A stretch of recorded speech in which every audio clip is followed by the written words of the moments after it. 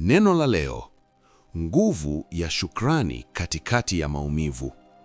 Ni rahisi kusema asante Mungu wakati mambo yanaenda vizuri, lakini je, unaweza kushukuru wakati moyo unauma?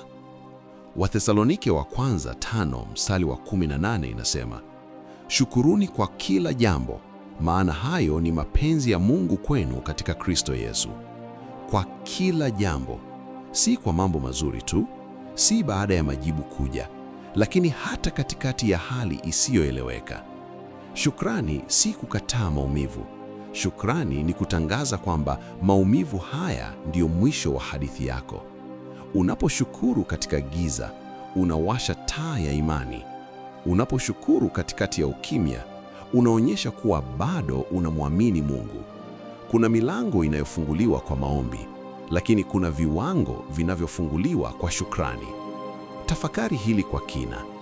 Je, umekuwa ukisubiri kila kitu kiwe sawa ili ushukuru? Au unaweza kumwamini Mungu hata sasa? Huenda muujiza wako hauji kwa kulalamika, bali kwa moyo wa shukrani. Swali la mwisho: ni jambo gani gumu unapitia sasa ambalo unaweza kuligeuza kuwa sadaka ya shukrani kwa Mungu leo?